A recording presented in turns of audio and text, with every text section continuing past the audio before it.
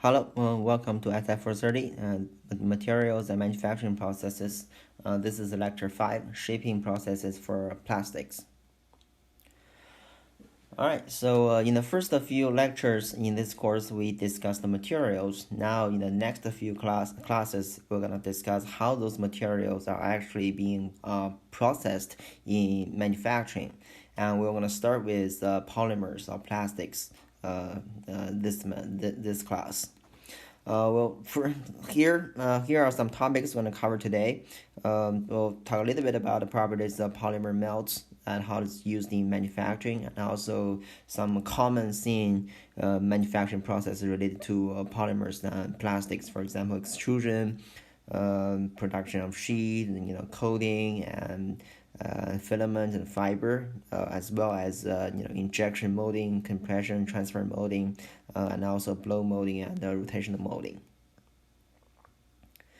All right. We know that there are a lot of useful products that we can make with plastics and polymers. You can see some examples. Those examples they are basically everywhere in our life, from molded parts to long extruded sections, or some of the films, including plastic bags, as well as some fiber for textile, and also wear coating, insulation wear coating, and also some plastic sheets we use in our lives. So it's very well used in our lives for plastics. And so the reason that people want to use plastic in our life is that not only just because it's physical properties, but also because there are by processing plastic we can actually make unlimited variety of the part geometries. So as long as we can make the mold, so we can make whatever geometry we can to for the products. And also, plastic molding, it's a net shape process, means we do not need any further shaping in the process later after it's being made. Also, comparing the plastics or polymers with metals, ceramics, or some other materials, plastics usually have a lower specific energy, which means that it uses less energy to process the materials, and also will lower the cost. And painting and plating, usually that's not required, because when we are making the raw materials, it's already embedded in it. So that's why we do not need subsequent processes or post processes after the net shape of the products are made.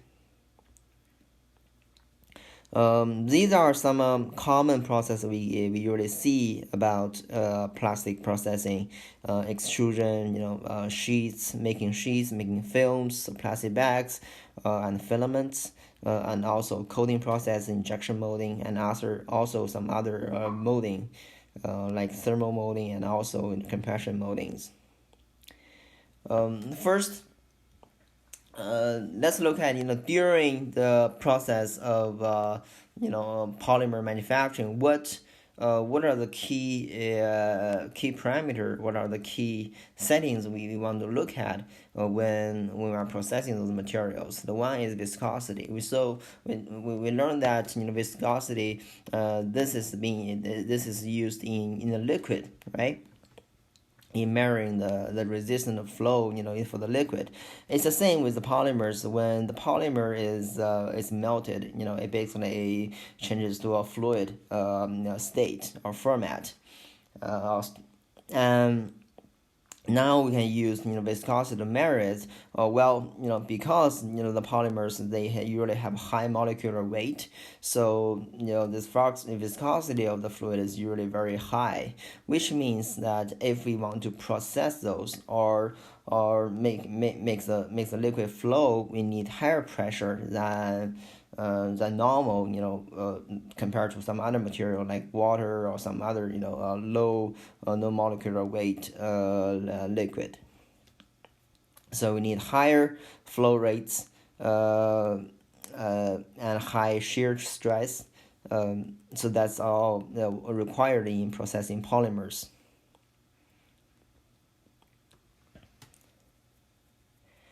So this is a graph to show that how the increase of the viscosity will actually affect the shear rate, right? So basically, if you increase the viscosity, and also shear rate will go down. If you increase the temperature, of course the viscosity will become lower as well. So that we covered in the physical properties of materials. Another characteristics of polymer is that it's called a death well. Because polymers is actually, it has this both viscous and elastic property. So elastic means it's a pseudoplastic, and when it changes its form or structure, it can return back to its original shape. So this is called a elastic property. And this becomes a new phenomenon that is unique to the polymers when we are trying to do extrusion or injection molding. And so what happens is that when we have a flow of polymers through a die, and here, let's say this is the flow direction.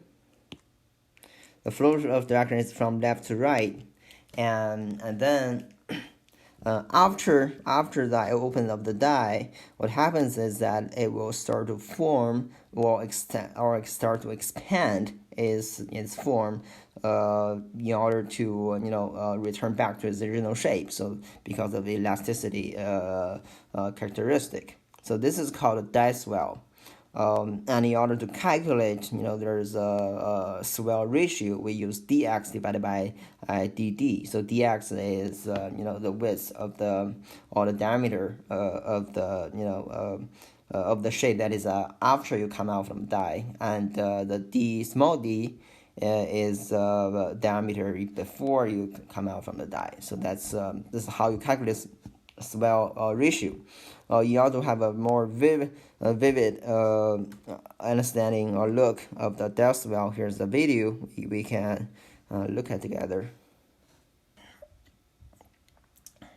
Now let's look at the first process for polymer processing. It's extrusion.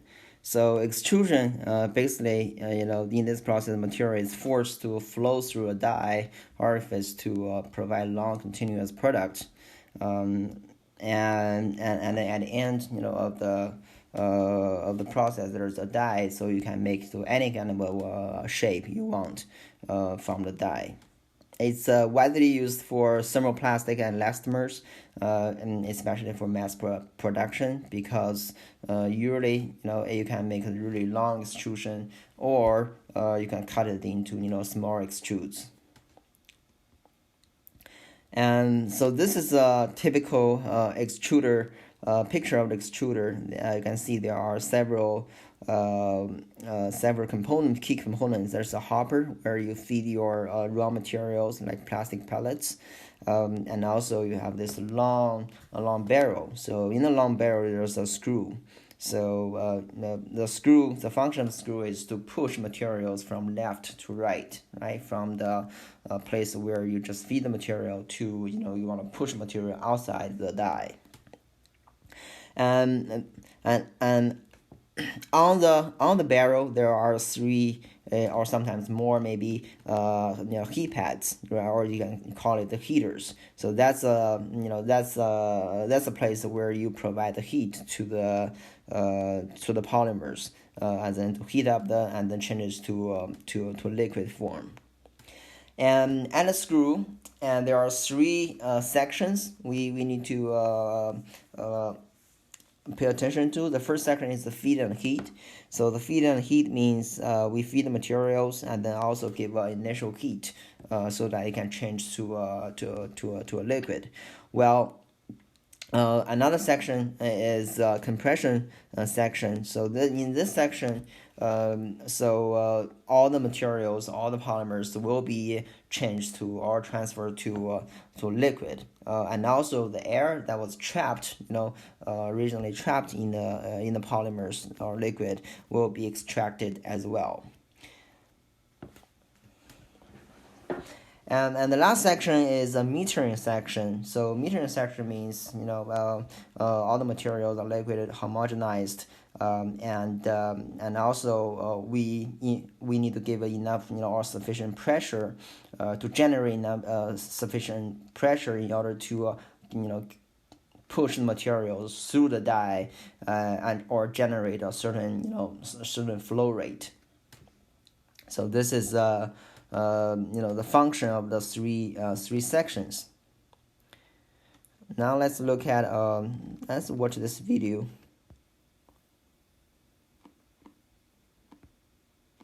Now let's look at the inside of an extruder to see how it works. The plastic raw material in this hopper travels by gravity to the feed throat and drops onto the rotating screw. The rotation of the screw conveys the plastic forward through the heated barrel. As the plastic is conveyed forward along the screw, the channel depth decreases, forcing the plastic through a smaller area. The combination of compression and screw rotation causes friction, which generates heat. This is called shear heating. This heat, along with the heat from the barrel heating system, melts the plastic. By the time the plastic is conveyed to the end of the screw, it should be well mixed and at a proper temperature and pressure needed by the die. The plastic is called a melt at this stage. Beyond the screw, there can be a screen pack. The screen pack is a set of wire mesh filters that the plastic must flow through. The screens are typically from 20 to 100 mesh, which indicates the wires per inch. The screen pack is supported by a breaker plate, which is a sturdy metal plate with many holes for the plastic to pass through. The screen pack filters contaminants from the melt. The screen pack must be set in place with a coarsest screen next to the breaker plate, so each screen can support a finer one. Otherwise, the pressure difference may break the fine wires, contaminating the product and possibly doing permanent damage to the die. All right, after watching the video, we see there's a breaker plate and also a screen pack. So here are the main functions of this kind of screen pack. So one function is to filter contaminants and also and some hard lumps from the melt. So make sure it's pure liquid of the polymer melt. Now, second one is to build some pressure in the metering section because when we have this kind of screen pack, we'll start to accumulate some pressure with the screw pushing the polymer to it. And the third function is to strengthen the flow of the polymer melt and remove its memory of the circular motion imposed by the screw. So when you are using the screw, actually screw is have this rotational function, the direction of a flow of the polymer. So if they keep this kind of flow of the polymer in a circular or the rotating direction, then we're actually going to start to affect the flow rate as well as the forces within the liquid when it goes to the die, and will start to form some defects in the part. That's why strengthening the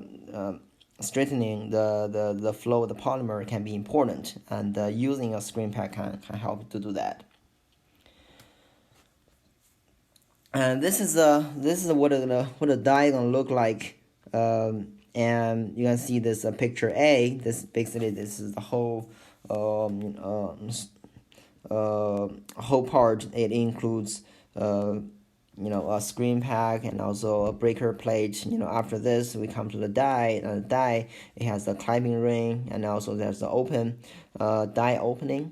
For the die opening, you can design a certain shape. For example, if you want to extrude a solid, right, a solid bar or solid material, then you probably want to keep the inner part of the die as empty. So this is what you're gonna extrude from the die.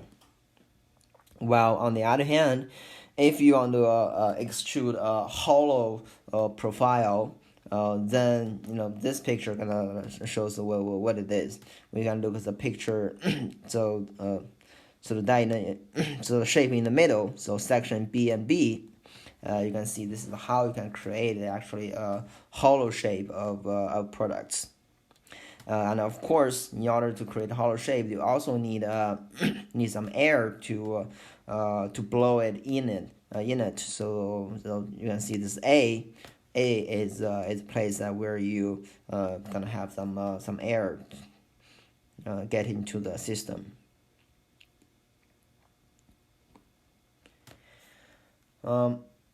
In the extrusion process, sometimes we also make a wear, right? So we also make wear, and because we want to coat the wear with some insulation materials, and those insulation materials are usually polymers because they do not conduct electricity. And this is a general overview of the equipment of the process. And so what happens that, well, the top part is pretty much the same as extrusion, and it also includes a screen pack and and a breaker plate. And then the polymers will go down from the up, and then at the bottom you'll see there is wear coming in. So the bare wear coming in from the left, and then it's surrounded by the polymers. Right, surrounded by the polymers. Then we have then we will start to create a coated wear out, at the right end. So this is how we coat, wear and cables with polymers. Now let's watch this video to see how it worked out.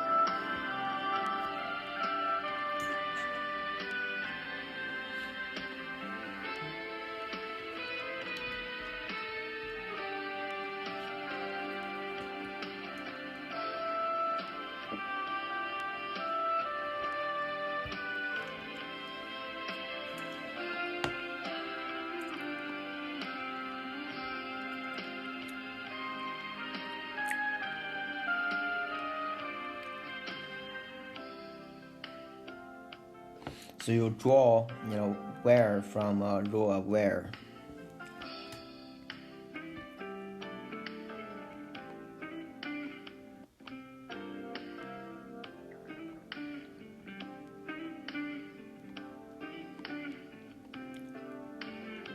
So this is how it's coated with polymers.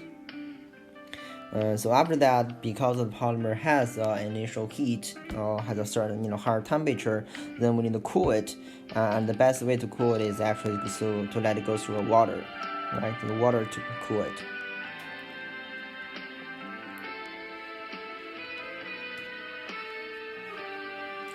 So sometimes you might see people use a fan to do it, but using fan is not as efficient as using water.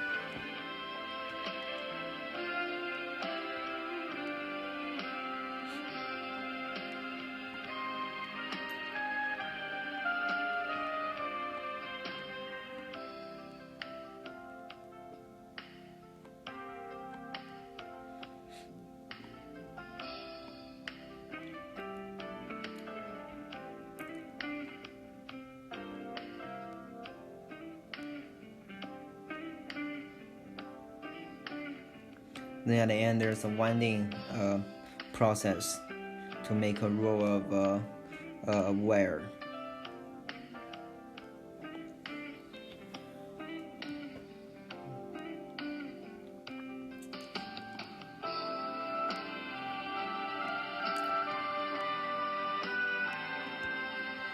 All right, I think through that video, that part of the video, I think you already got a general idea of how this wear or the coating of the wear works with the extrusion process. Next, let's look at some of the typical defect that happens in extrusion and why they happen. I think this is the more important in our lectures because a lot of times, as an engineer, we need to analyze the reasons why some of the process actually failed and how to improve the quality of the process. And this is something you need to pay attention to. So sometimes we can see the failures or defects like the picture the top picture. You can see there's some of the melt fracture. There's the inconsistent shapes of the extrude. So the reason for that is because of the flow rate. Typically, it's the flow rate. Because with higher flow rate, what happens is you also generate a high pressure, and also because of high pressure at the die, when it come out of the die, there's a sharp reduce, sharp reduce of the shape. So that's why it start to create some turbulent of the flow. This is how some of the defects will happen. Well, in order to reduce this kind of a problem, you probably want to lower the flow rate a little bit and see how the process, how the profile or how the quality looks like after you lower the flow rate. So the general idea is to make the flow as smooth as possible, as stable as possible. Okay. And the second one is second typical defect is shark skin. So this you can see the lower picture. That's shark skin, and possible reason for that is the friction at the interface. Well, the reason it will have the friction is also because of the flow rate, right? If you have higher flow rate, means there's higher shear stress means there are higher forces, right? Higher forces means you will have a higher friction between the polymers and the container or the die surface. So this is how a shark skin happened. Same, if you want to increase the quality or reduce this kind of shark skin problem, you want to keep this flow rate as stable, as smooth as possible. Maybe think about how to reduce the flow rate, or you can increase the temperature of the melt, because remember, if you increase the temperature of the melt, polymer melt, it actually reduces viscosity, right? If it reduces viscosity, means it increases the smooth of the flow. So this is how what kind of typical problem happen in extrusion, how you can actually solve those kind of problems. Now let's watch what short video about this shark skin.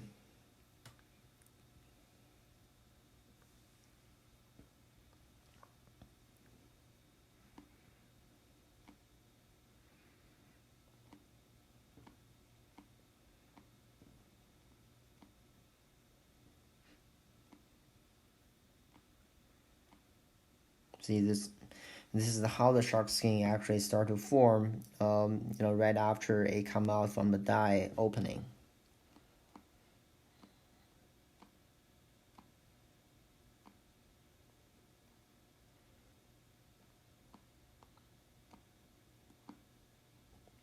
So one of the possible reasons in this case is probably because viscosity is too high. You might want to think about how if you can increase the temperature a little bit to reduce the viscosity of the material. All right. Now let's look at how do we make some of the sheets or films. So there's a dimension difference or thickness, the geometry difference between the film and sheets. Typically, when we are talking about film, is less than 0.5 millimeters. If we are talking about the sheets, usually that's equal to or bigger than 0.5 millimeters. Okay. And typically, those kind of films are made of polyethylene or low density polyethylene, LDPE. Some other material that also can make films are polypropylene, polyvinyl chloride, and also some regenerated cellulose. I can also make those. It has been well used in food packaging.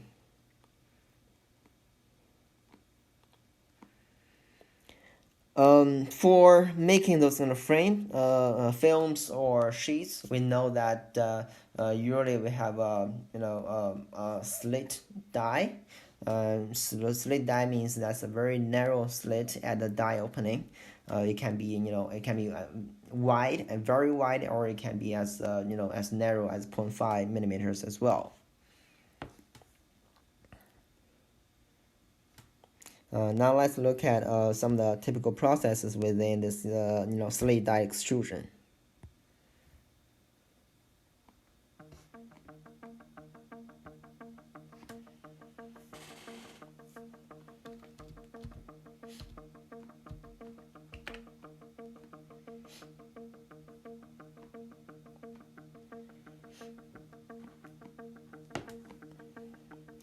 So this is raw polymer pellets.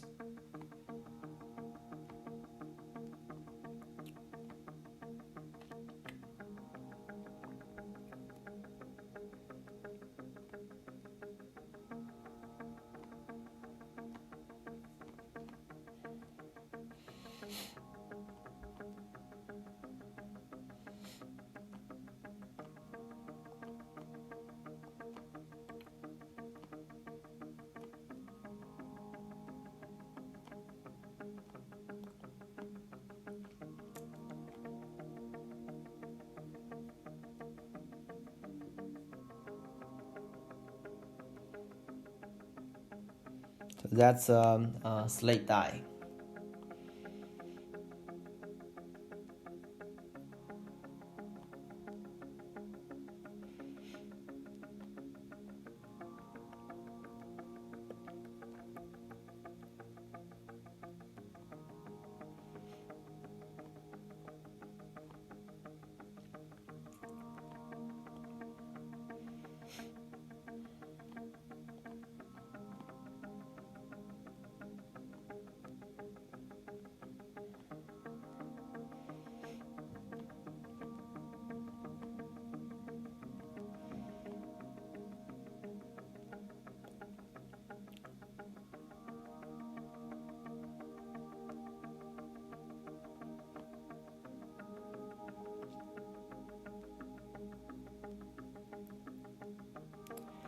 This is to control the the thickness of the and also the smoothness of the material.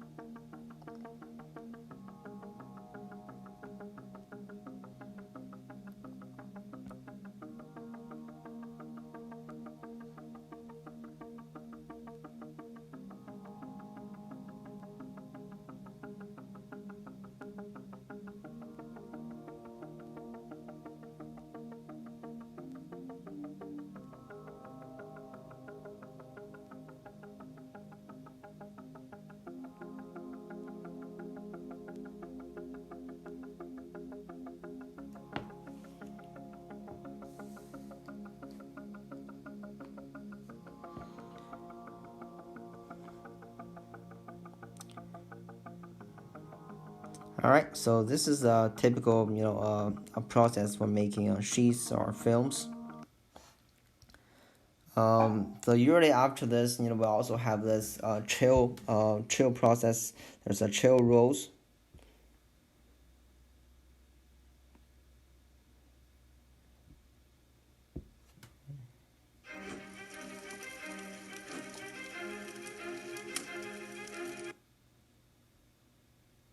Now the plastic reaches the nip of the first two rolls in the roll stack.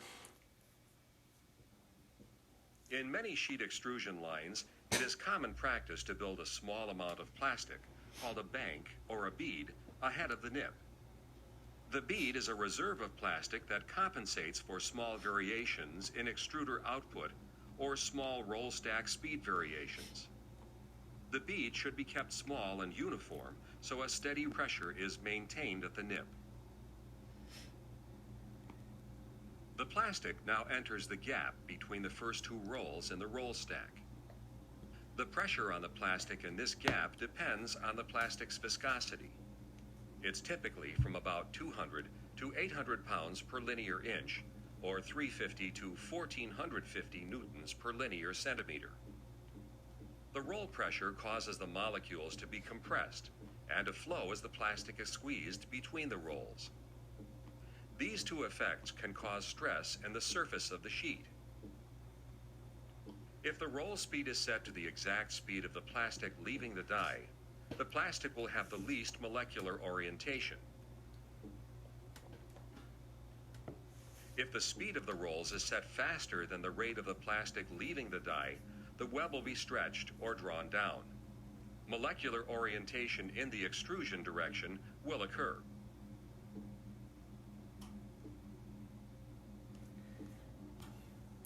All right, so now let's look at the next one is blow film extrusion. So blow film extrusion, mainly we are making some very thin frame films, also like plastic bags.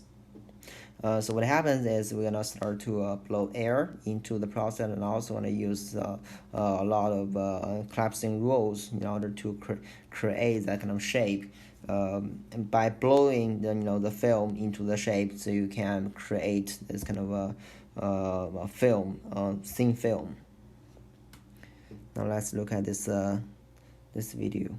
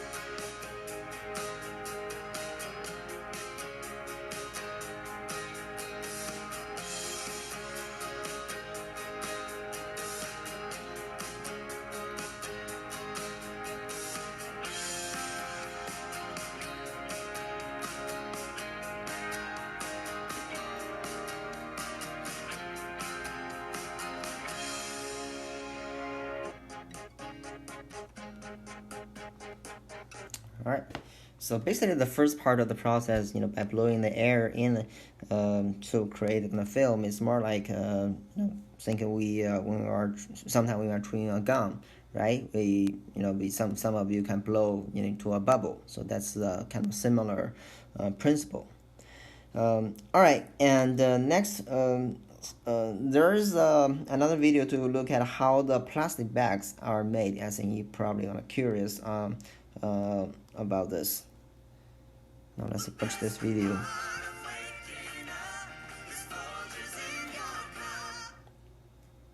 I'm a Verizon engineer, and I'm part of the team building 5G ultra wideband. It's already available. The plastic bags we use every day are made from granules of linear polyethylene resin that will be melted. Combine the linear polyethylene with another low-density one in this mixer. The granules are perfectly blended into a homogeneous material.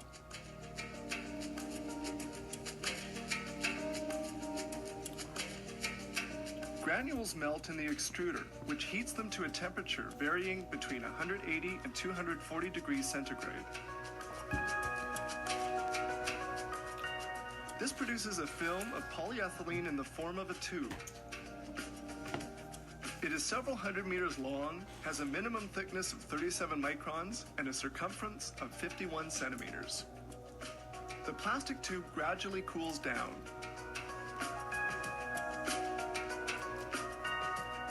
Rollers then flatten out the plastic tube.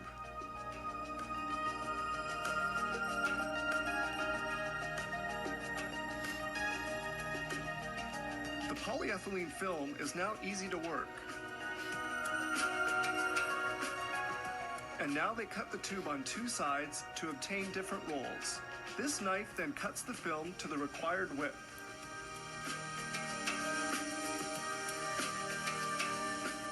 The excess strip is salvaged in this tube. Several hundreds of meters of film are produced and rolled up. This particular roll contains the required quantity of film. When the roll is full, the film is cut.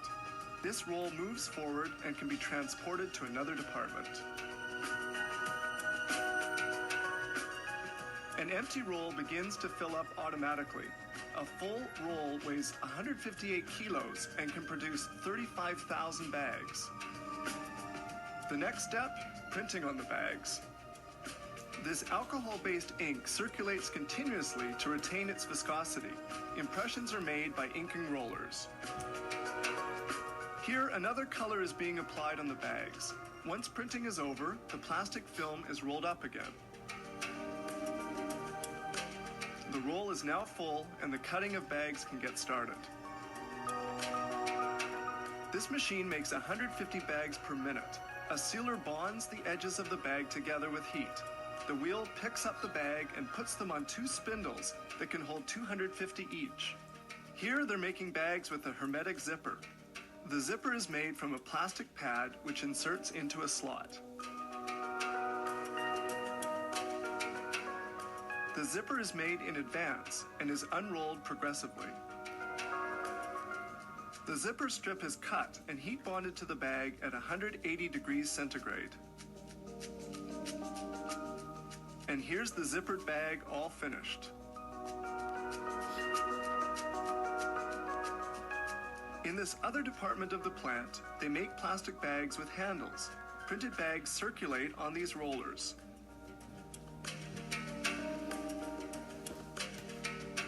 The machine that welds the sides gives the bags the desired shape. Then another machine with a punch cuts the handle holes. Bags are heat sealed and cut at 150 degrees centigrade. Here they fabricate another product, packaging bags. One end of the bag is heat sealed.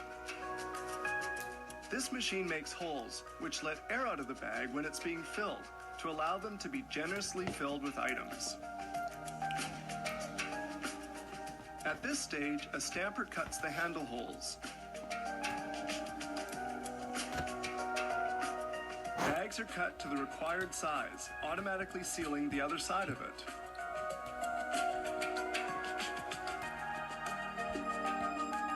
This plant makes 8 types of bags for an overall total of just over 1 million a day. All right, so that's about how the plastic bags are made and what processes and operations are required during making the plastic bags.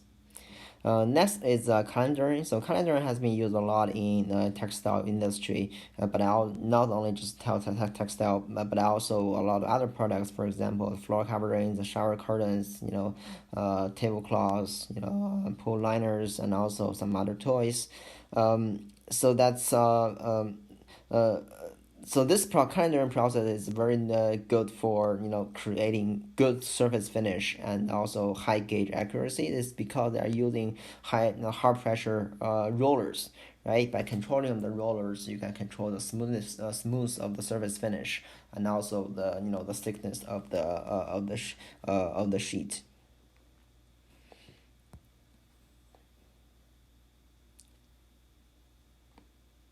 On single nip calendars, operators typically have control of 3 parameters to adjust nip pressure profiles: the front load, back load, and crown deflection. The front and back loads create the overall nip load, while the crown deflection affects the nip pressure profile. These 3 parameters can be used to control the caliper profile of the sheet as follows. If both edges are soft at the reel, because the caliper is low on the edges, increasing the roll deflection will increase the caliper at both edges without changing the overall nip load. Conversely, if both edges are hard, the roll deflection can be reduced. All right, so that's calendaring. Another process is to make fibers or filaments production. It's called spinning. So this process is also an extrusion of polymer melt, but it's going through a spinnerite. So which is to draw filaments or the fibers from the die, and then to wind them into spools.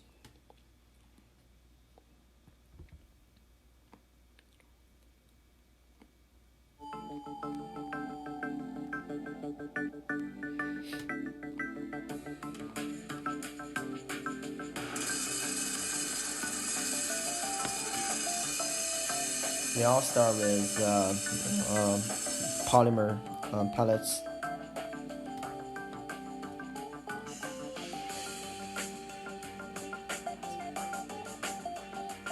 So that's spinnerite. You can see multiple holes with fibers.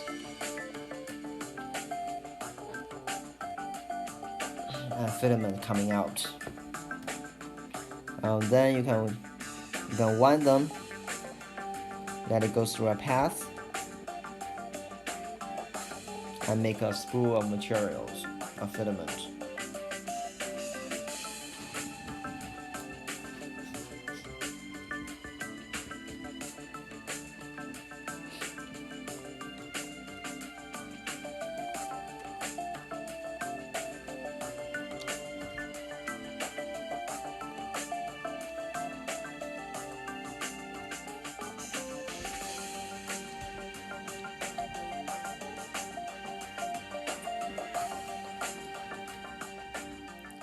All right, so that's about spinning. After we talk about extrusion, now let's look at another major process in polymer processing, which is injection molding. So injection molding, basically it's kind of similar, going through a similar process that polymer is heated first and into a high plastic state, and then also a forced to a flow under high pressure into a mold cavity where it solidifies, and also molding is then removed from the cavity. And so injection molding it creates discrete components. Well, in extrusion, they actually can create continuous components. So that's a little bit different between the two. And also, for injection molding, actually, the cycle time can be very short. One cycle maybe is only like 10 seconds, or sometimes it can be 1 minute. So that's about the cycle time. And also sometimes you can make depending on how you make the die, if you make the die with multiple cavities, they can actually make multiple parts at each of the cycle as well. So it's really good for mass production with higher throughput. You can see some of the common injection molding parts. These are some small parts. We can also make very large parts as well with the machine if you have a big die. And this is one example of the injection molding machine. You can see, how big it is. But this is more for industrial use and also making some bigger parts. But it gives you a general idea that sometimes, even though we are making relatively not huge product, the machine actually required is big as well. You can actually tell from this hopper, right? Think how during this hopper how much material it can actually hold. And also the die, right? So there's the die is actually very limited, but most of the space that it's taking is from other like the motors, the screw. Now let's look at the machine itself, and so this is a general injection molding machine, and it includes an injection unit and also a clamping unit. The injection unit, which is similar to extrusion, while the clamping unit basically that's a mold, or that's and also the die where it creates those kind of discrete parts. Now let's look at the injection unit. Kind of similar. To the left, there's a motor and the gears and the screw rotation to trigger the screw rotation. Up there's a feed hopper to feed materials, and also there's a barrel and a heat pads to provide the heat of material. You can see the three regions of the screw. The major difference is to the right, which is the clamping unit, because in injection molding, after you push the material into the die, actually there's the extraction behavior, which separates the molded parts with the mold, and then the molded parts will fall off to be a separate part. So this is a kind of difference with extrusion. Mainly includes four first step. The first one is the mold is closed, so it creates this kind of cavity.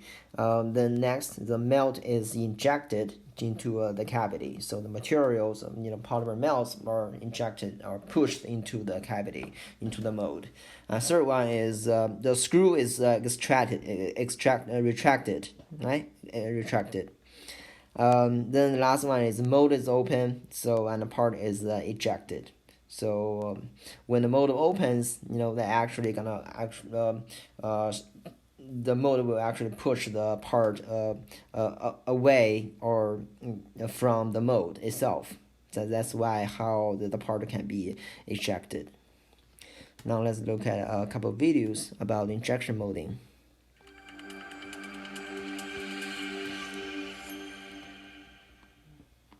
As the resin enters the injection barrel, it is driven forward by the rotation of the screw, which is powered by the hydraulic motor. The resin plasticizes or melts as the turning screw drags it towards the nozzle end. This is referred to as drag flow. Drag flow causes the polymer molecules to slide over each other, creating frictional heat, which melts the material. External heating bands provide additional heat to the injection barrel. The heating bands bring the material to its final temperature and compensate for the radiation heat loss. The temperature is controlled by 3 thermocouples in the barrel and 1 in the nozzle. The screw consists of 3 zones. The first zone, which is 1/2 of the screw, is called the feed zone. It has a constant flight depth, which forces the material together and rids it of air. The second zone, called the melt zone, has a decreasing flight depth, which reduces the plastic volume. This causes the plastic molecules to rub harder against each other, plasticizing the material. The melt zone leads to the third, or metering zone. The metering zone has a constant flight depth much smaller than that of the feed zone. This section acts as a pump. The tip of the screw has a one-way valve which lets the material flow only towards the nozzle end. The force of the plasticized material pushes the screw back as it turns. This builds a chamber of plastic in front of the screw. When enough material for the injection shot is melted, the screw stops and pulls back to decompress the material. For injecting the material, the one-way valve closes as the screw is hydraulically pushed forward by the injection cylinder. This sends the molten material through the injection unit's nozzle and into the injection mold.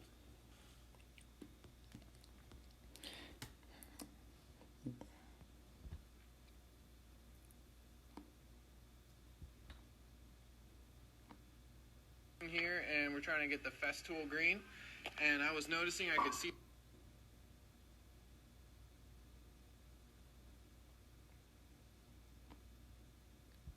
Welcome to the video tutorials of mechanisms by Mechanismuller.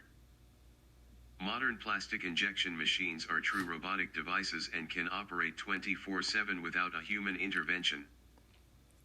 Plastic materials the size of small grain granules are loaded into the hopper, either manually or via a pumping device in regular intervals. These granules flow into the barrel with the combined effect of gravity and the rotation of the screw. The barrel is heated by electrical heating bands. The part of the barrel closest to the mold contains molten plastic. When the mold is closed, the screw begins to rotate with the hydraulic motor seen here. This forces the molten plastic into the mold and at the same time pushes newly entered granules from the hopper toward the heating bands. At the completion of the rotation process, the screw is pushed forward with a hydraulic piston to compress the material inside the mold.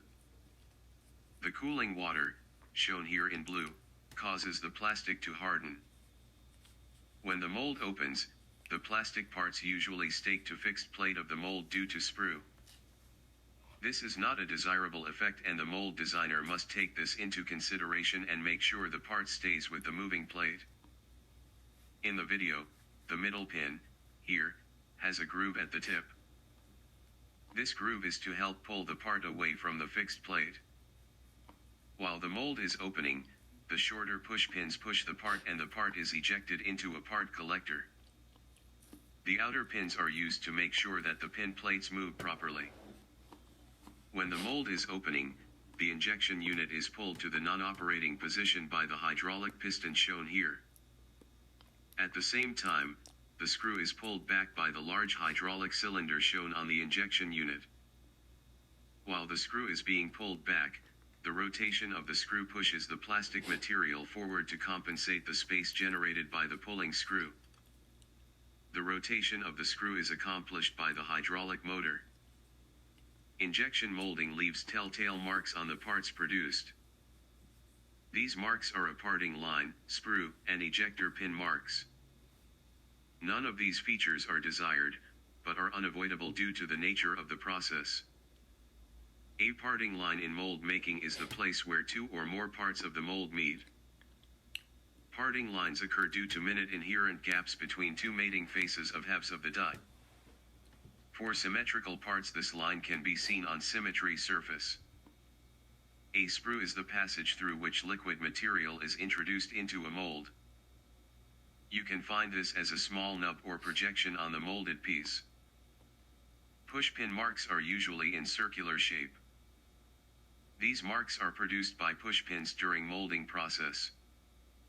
It is always fun to look at these marks to reverse engineer the design of the mold. Next time when you hold plastic parts in your hand, try to find these three important marks on the part. Thank you for visiting Mechanismuller. Alright, so that's about 2 videos of injection molding. You should have a general idea about how the injection molding works in the manufacturing. Now let's look at the molds. So in the prior videos, we only see that only one part were made. Well, it depends on how do you design the molds. Actually, you can make 2 or even more more part in one injection. For example, there's a 2-plate mold. You can see it can actually creates 2 mold 2 cavities in one mold. But there also is a runner or runner and sprue. So that's part that is created, during the during injection of the materials, because that's the place, you have because the melt, polymer melt have to go through the runner to to the cavity, and then create the parts. But the runner and the sprue is actually not part of the final product, and it will be the wasted. So this is about two plate mode. And also sometimes there I see there are three plate mode as well. So now let's look at a video about three plate mode.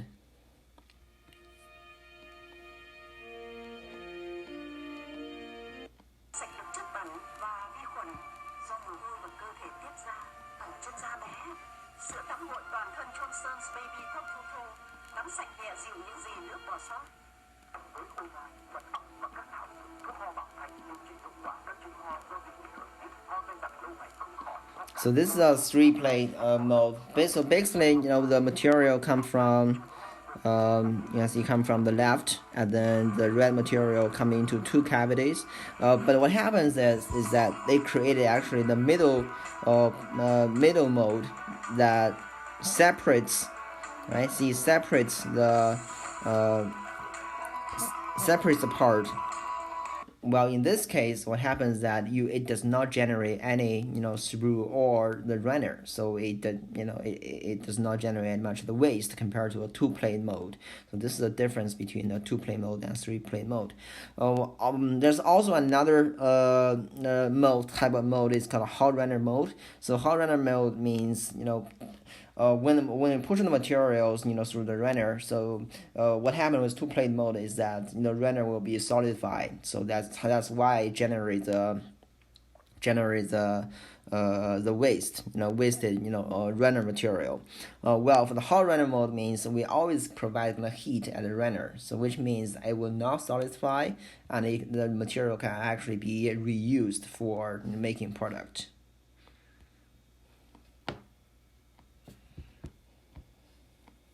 The hot runner mold uses an electrically heated manifold that keeps the molten thermoplastic in the runners at the same temperature as the heating cylinder.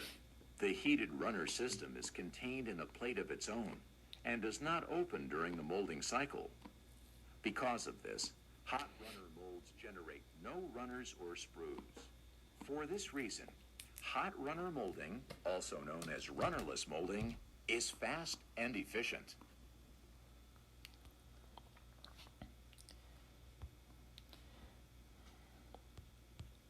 All right. Now let's look at some of the defects or shrinkages about products in injection molding. We know that polymers usually have really high thermal expansion. So during the process also there will be shrinkages in solidification and cooling in the mold. Therefore, in order to increase the quality, actually, basically, what we want to do is to inject as much material as possible into the mold. Okay. It listed some of the typical plastics materials, and also there are typical shrinkages. Nylon compared to PVC, where's the shrinkage difference in injection molding.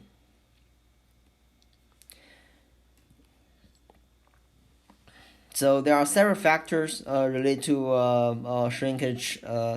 For example, fillers in the plastic, it can reduce shrinkage. If we include some of the fillers, it may help. And also injection pressure. Higher pressure forces more material into the mold cavity, and also it can reduce shrinkage. Another thing is compaction time. So longer time means you can force more material get into the cavity. Also the mold temperature as well. So higher temperature, it lower the polymer melt viscosity. So same, eventually it will allow more materials to get into the mold to reduce shrinkage. You can watch the video later after class. And some of the common defects. So One is a sink defect. Now let's look at what is a sink defect. What's this? Liberty Mutual customizes your car insurance so you only pay for what you need? When sink marks develop, we can define the problem in either of two ways. One, there is too high an internal stress within the plastic part caused by shrinkage. Or two, we can say that the part has too low a surface rigidity. If the plastic cannot shrink by forming a void inside, then the plastic shrinkage must occur on the outside of the part, a sink mark. The solution to eliminating sink marks, then, is to either reduce the internal stress or increase the surface rigidity of the part. What can the molder do to correct for sink marks? First, the molder must make sure the shot size is large enough. Most molds are run with a cushion ahead of the screw. The cushion should be small, but if there is no cushion and the screw bottoms during injection, none of the other machine controls that would normally help solve this problem will be effective. So that's about sink marks. Basically, that's a depressed, below its intended profile. Well, there's also a warp. So warp means it's a distortion in some of the place, in some of the shape of the molded part during the cooling.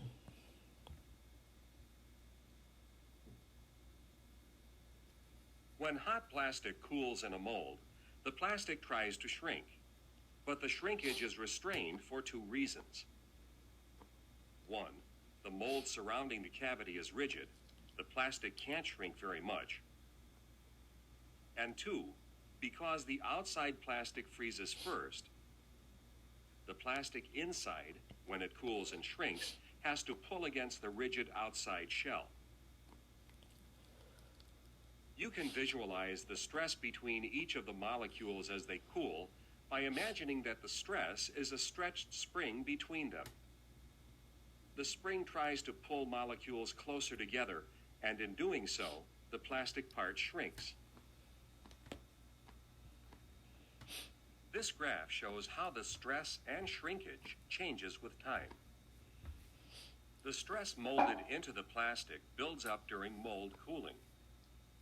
Shrinkage cannot begin because the plastic is still held in the cavity. When the mold opens, the plastic starts shrinking, quickly at first, and then more slowly. The increase in shrinkage is matched by a decrease in the internal stress. The plastic parts continue to shrink for minutes, hours, or even days after they're made. All right, next is the weld lines. The weld lines is basically it happens when the polymer melt flows around a core or some other geometry and then meets at the opposite side of that part and then create a line. So it looks like it's a welding line. So this is weld lines.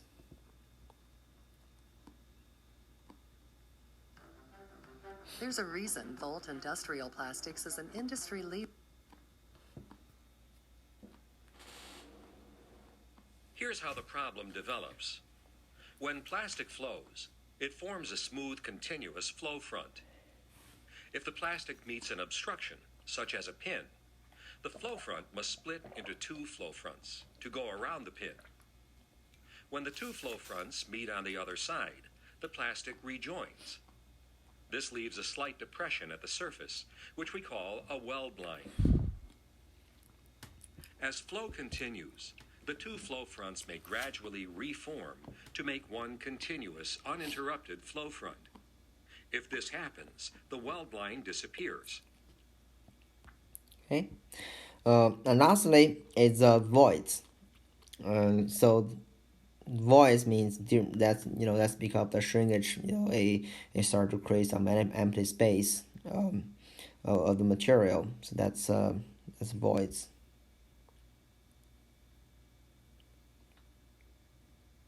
are molded parts with holes or voids inside. On this clear part, the void is apparent. On this opaque part, we cut through a thick section to show the void. These holes are not air bubbles. Air bubbles are quite rare in molded parts. These are vacuum voids that develop during cooling. They're caused by plastic shrinkage. The voids develop during cooling. A hole will suddenly develop in a thick section.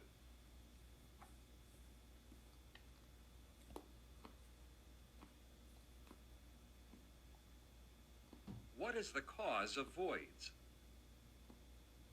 The cause is that the plastic volume changes when plastic is heated or cooled.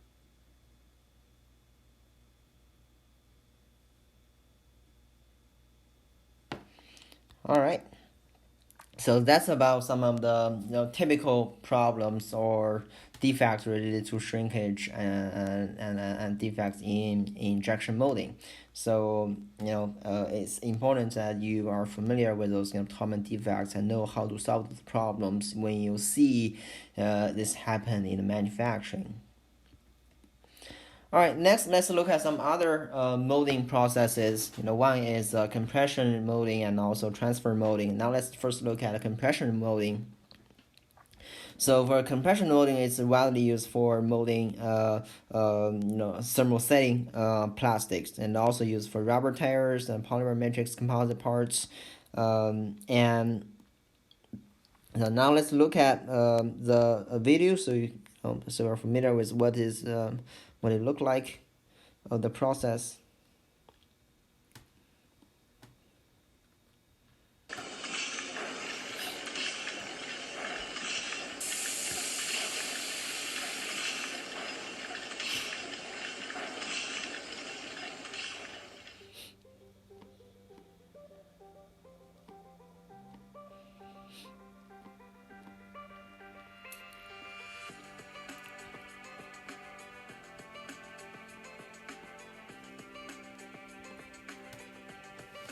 Recognized as a premier supplier to the chemical industry, J.A. Harrison & Co.'s dedicated PTFE and engineering plastics facility gives us a complete in-house capability to produce a wide range of components, as well as semi-finished billets.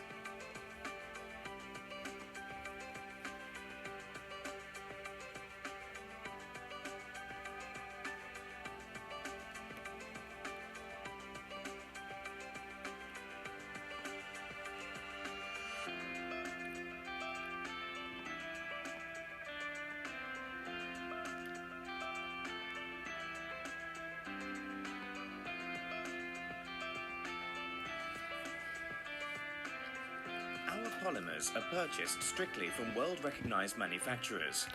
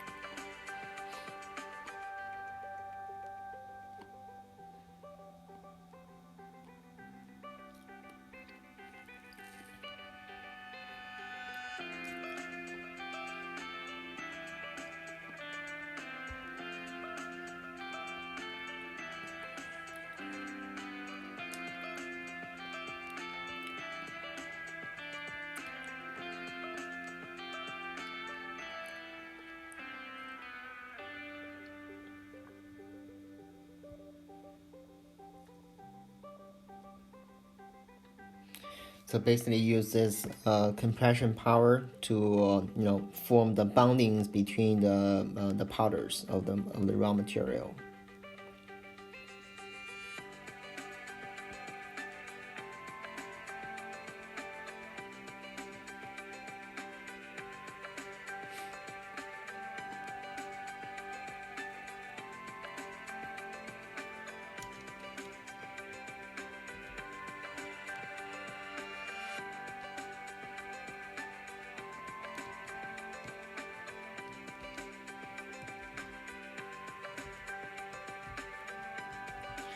So what happens afterwards is that if it is some other material, not polymers, for example, if it is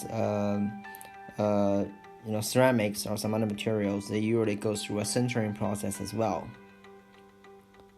Unlike thermoplastics, the viscosity of the gel above the melting point is too high for PTFE to be processed by traditional methods, such as injection or transfer and rotational molding.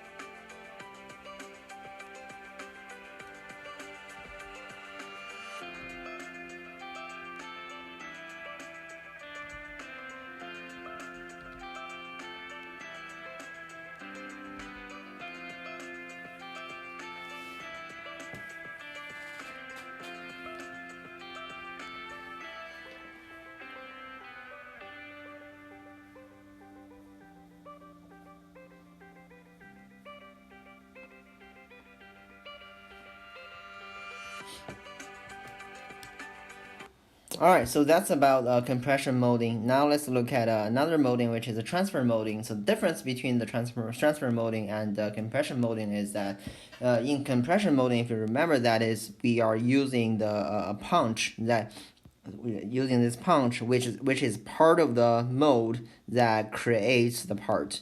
Well, in transfer molding, instead, the mold is already there, so we already have this cavity, and then what is connected to that is a chamber. So then in the chamber, it's full of molten polymer, right? Molten polymer, and then we use a transfer ramp to push the materials into the cavity or into the mold. So that's this is the difference between the transfer molding and the compression molding.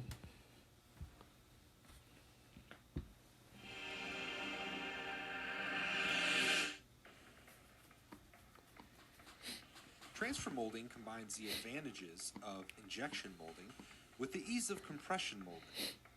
The process of transfer molding involves placing rubber in the chamber at the top of the mold and then pushing through sprues into a heated mold. Transfer molding offers several advantages over other methods by providing shorter production cycles. It maintains closer dimensional tolerances than compression molding, provides uniformity amongst the molded products, and has fast mold setup. If you're interested in what Elastec Solutions can do for your company, give us a call at 866-89. Alright, so that's about transfer molding. Now let's look at another major molding process, which is blow molding. We are looking at blow molding. Basically, they are making bottles, right? So blow molding means we are using air pressure to inflate some of the soft plastic into a mold cavity, and it creates hollow parts like like plastic bottles. And also, it's very good for rapid production with really high quantities because it moves really fast, and also it can easily to scale up the production with higher, quick, injection speed. Now let's look at this process video. It's a PET injection molding, blow molding.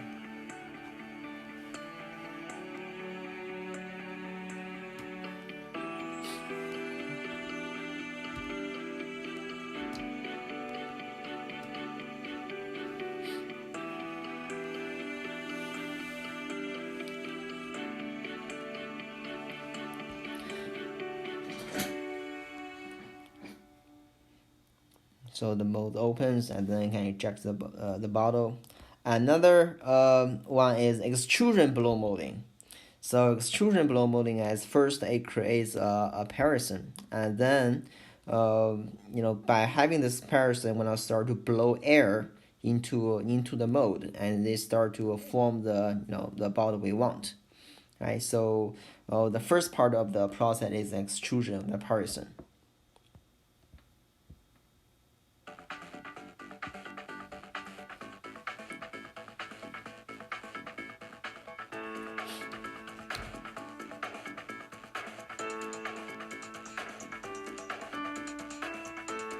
So extrude the parison, and then it will start to blow air, trim the excess. Mold opens, and it creates this bottle. So this is extrusion blow molding. Oh, another one is injection blow molding. So similar process. For this, the first part will be the injection molding from the left to right, and then you inject the materials, molten polymer into the cavity, and then from the top you blow air into the mold.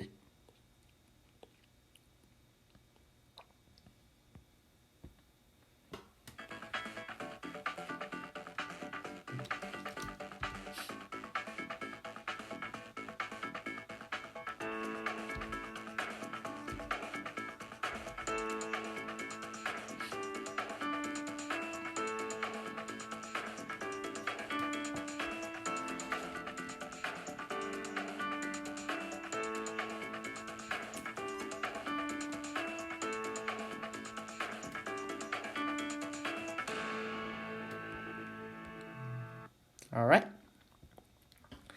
Now let's look at another couple of processes. One is thermal forming. Thermal forming usually creates plastic sheets or films. First you heat the heat film so they can deform and into a desired shape using a mold.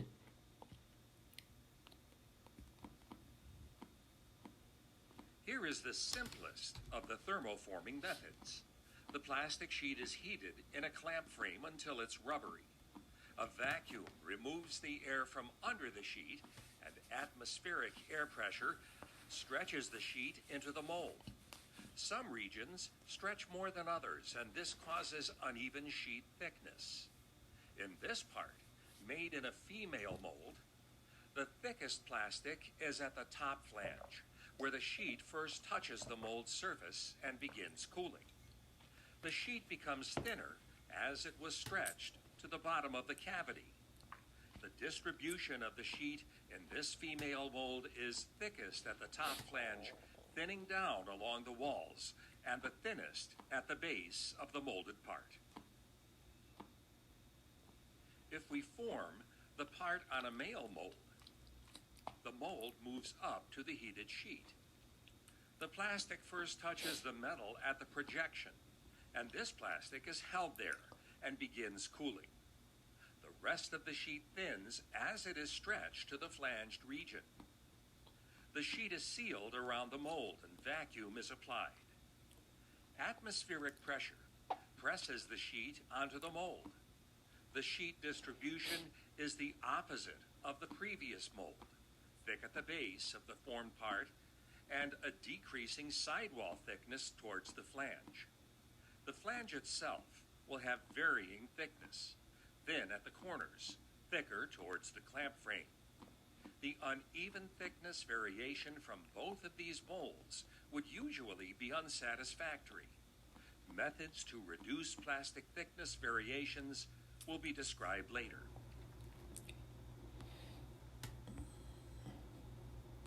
So sometimes we can use this to build some bathtubs or some containers.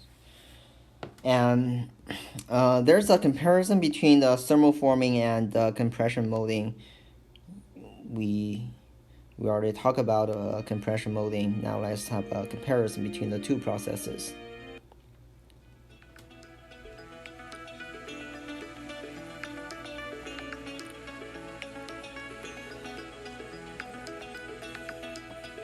So for thermoforming, you need a vacuum and also heat up the material, have the material to drop on the mold.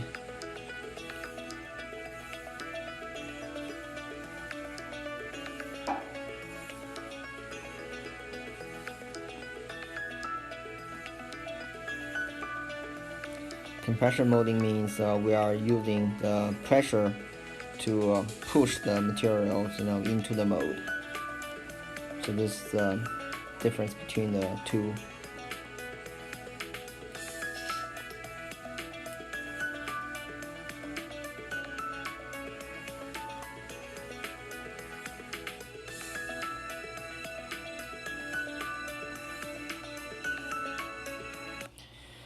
All right. Here are some pictures about the steps of thermoforming. First, you have this flat plastic sheet, then it's softened by the heat, and then softened sheet is placed over a concave mold cavity, and then use a vacuum to draw the sheet down into the cavity, and then later the plastic hardens and the part can be removed. So this is thermoforming. Lastly, we're gonna look at a little bit about the manufacturing of tears, because it's one of the big application about plastics, and there are two videos about tear construction and tear making. But before we watch the videos, I want to first go through some basics about tear construction. The first, a tear is actually made of a lot of components. It's not just rubber or or some steel coils. It's only they can be as many as 175 parts. Typically, it's about 50 parts or components in a tear. So the internal structure of the tear is known as carcass, and it consists of multiple layers of rubber-coated cores. It's called plies, right? So the cores are usually strands of nylon, polyester, fiberglass or steel. It provides some extensible ability to reinforce the rubber into the carcass. Now let's look at some of the pictures about different structure of the ply. So one is a diagonal ply. You can see how it how the plies and form in a diagonal way, and also at the sides it has a side wall, and also it has B coils, fillers, steel wires to reinforce the tear. Another way is we create belted belts, so we start to implement some of the belts at outside of the carcass, and also we put some of the fillers same with coils steel wires to form this. Another one is a radial ply. You can see this the radial ply compared to diagonal plies. These are different shapes of the ply.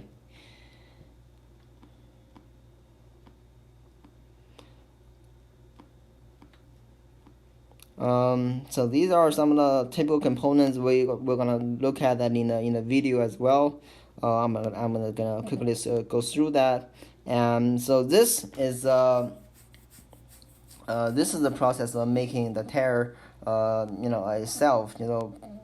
Prior to the molding and curing, the carcass is actually assembled on the building drum, which main element is a cylindrical arbor that rotates, and then later it will start to squeeze and then to form a tear shape. Right? And meanwhile, all the material actually already embedded into this carcass. Now let's watch the video. I think the video gives a very detailed description of how tears are made. Virginia. We're not just for lovers. We're for lovers of stories. Stories that connect us.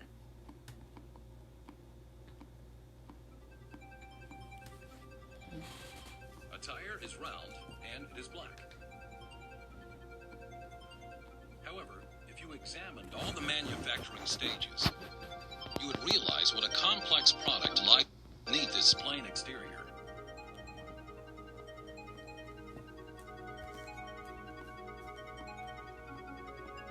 actual fact, leaving the natural and synthetic rubbers aside, more than 200 different materials are combined to manufacture the tire that we know so well.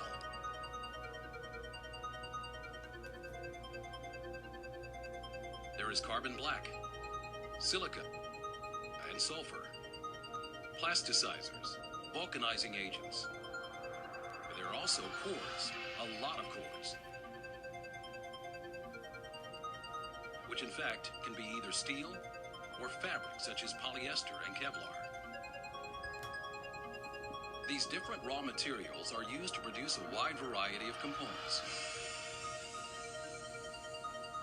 Flat or profile products, steel cord or fabric plies, and also bead wire.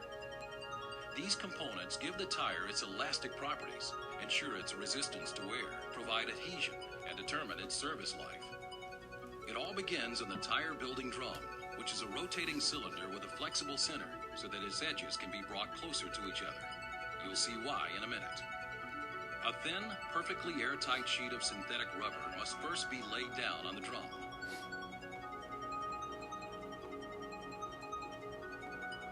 This will act as an inner tube inside the finished tire. The second layer is called the casing ply. Why? Because it contains the framework of parallel fabric cord, which we call the casing. This assembly is the vital substructure and consequently a key component in the radial tire. Set tightly against strips of profiled rubber are two high-resistance steel wire hoops, which are known as the bead wires. They hold the tire firmly on its rim.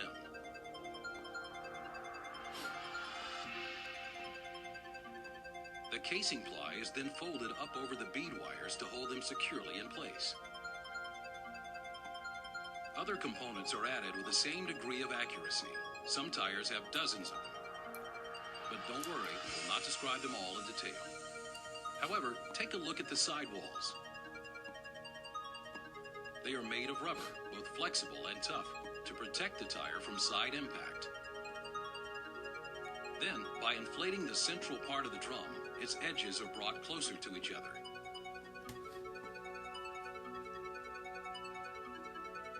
The tire is shaped. The reinforcing tread plies providing directional stability and mechanical resistance have yet to be added.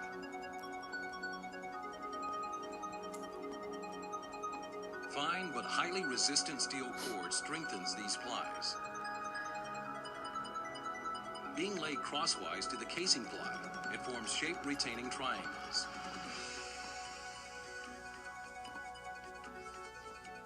Now it's time to lay down the tread rubber. It is this part of the tire which will have a tread pattern and will be in contact with the road surface. The unfinished tire is then put into the curing mold, which has all the tire markings and the tread pattern.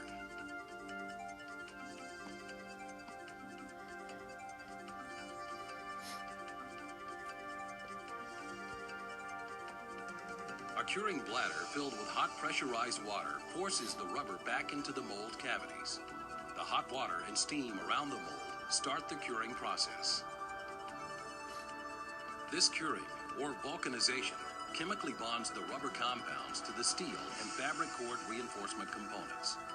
During this chemical reaction, the tire goes from a plastic to an elastic state.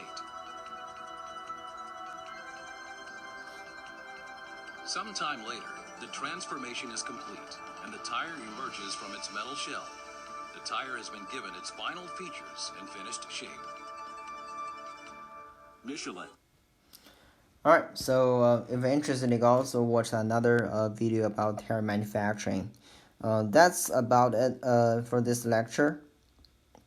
So mainly we discussed about many different processes related to polymer processing in manufacturing. Something you need to remember is what are the key properties that for processing polymers and how they affect the quality of the final products.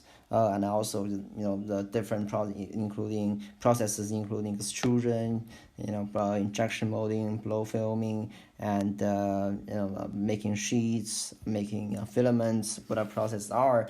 You should be able to describe them, and also to understand what kind of the key reasons for the defect, what defects that might happen during the process, and what are the reasons and what are solutions to solve these issues. All right, so for this kind of lecture and also lecture in the future, we are gonna watch a lot of videos, because I think that's the best way to let you see the process by yourself, and then have a better understanding how it works. All right, that's all for today's lecture.